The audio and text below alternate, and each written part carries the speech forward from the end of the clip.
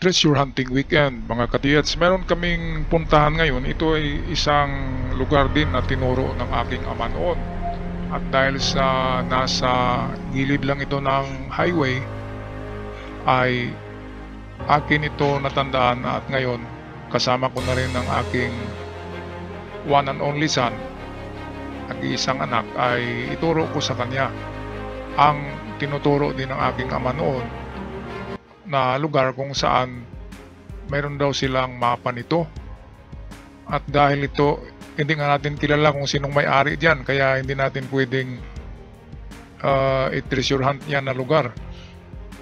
Pero kung sakaling napanood ito ng may-ari, ang iyong lugar, lalo na itong bulubundukin na ito, ay mayroong nakatagong kayamanan yan. Kaya nga lang mayroong parang bad news dahil pagkatapos ng 6 na taon o 6 na buwan o 5 buwan ay pagdaan ko dito ay biglang mayroon nang naka-standby na mga backhoe at bulldozer at ang buong bundok ay nilinis. At pagkatapos ng nasa 5 buwan din at 6 na buwan ay nagsialisa na ang mga backhoe at walang nangyaring development. Kinalbo lang tong bundok na ito na maliit. Burol ang tawag diyan sa Tagalog. Kinalbo lang siya at hinanap nila yung entrance. So dito ipapakita ko yung entrance to the tunnel. Dito yan dadaanin. At mamaya pagkatapos nito, ito yung pinakaunang video. And after 6 months ay papakita ko sa inyo ang resulta ng bundok na ito. Ay talagang mayroong nag-operate. Di ba klarong-klaro? Mamaya makita nyo sa comparison.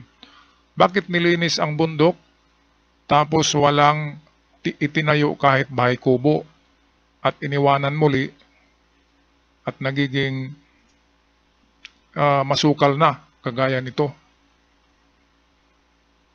Okay, so kapag mga ganitong mga lugar ay lalo na kapag may mga kuweba ay meron talaga yung mga ahas. Kaya nakakatakot ang mga ganitong lugar kapag nag-iisa kayo. Mga katiyets, ingat lang kayo. Okay, so ito na yung entrance of the treasure tunnel daw. Diyan mag-umpisa.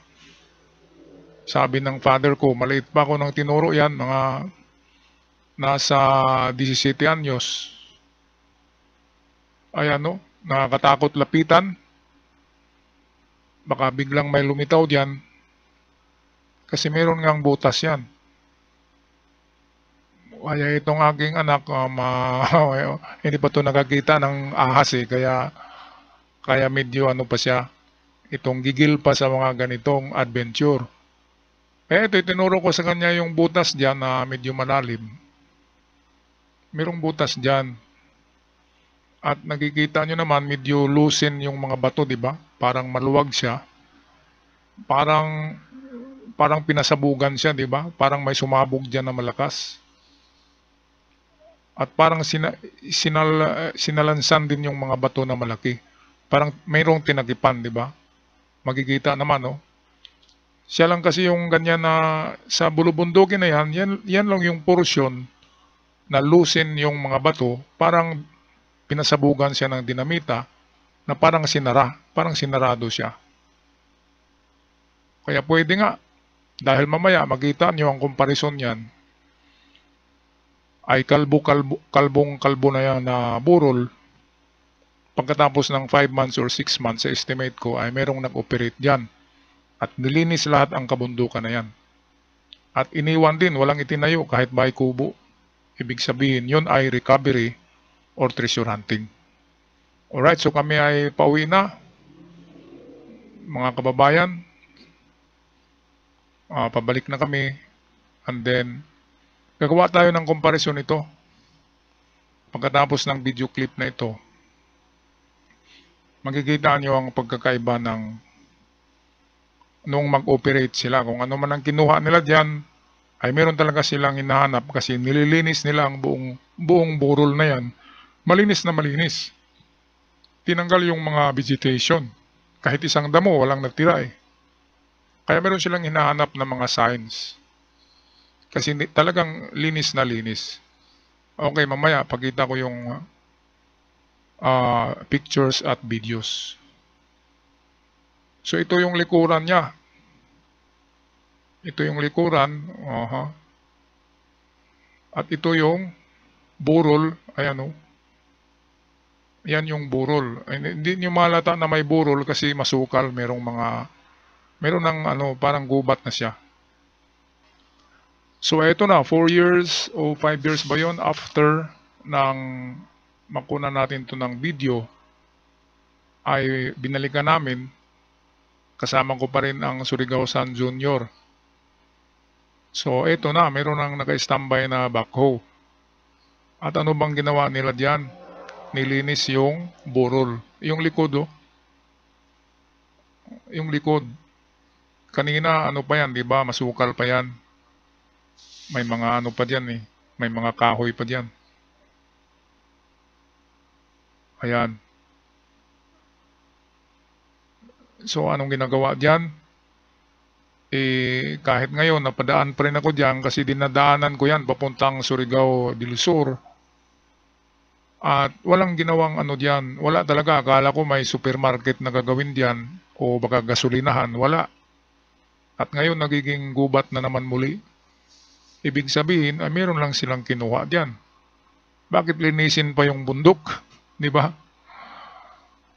Ayan o, si Surigao-san. Diyan siya nakatayo kanina. So ito yung kanina o. Yan.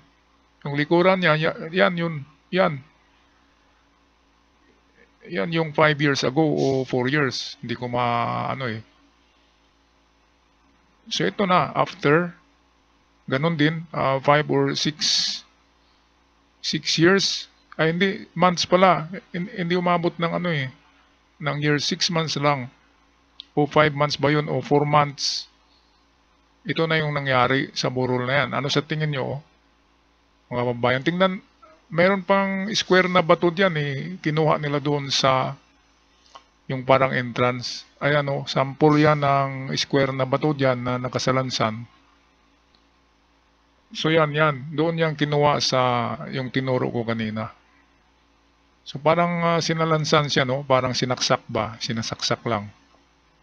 Parang may tinakpan. Yung burol na yan, parang meron sigurong malaking hollow yan sa loob o kuweba. Nakapagtataka lang, no? Dating parang gubat, nilinis. Andin iniwan lang. Walang nangyari. Walang construction na nagagawa. Akala ko nga may bahay na gagawin dyan Pero ngayon kahit daanan nyo yan ay wala na, masukal na naman, gubat na naman yan. So ayan, Surigao-san no, nakatayo. So ano sa palagay nyo mga katigats? Meron nga bang malaking deposito dito? Bakit napakaganda ng retrieval? 2 backhoe ang ginamit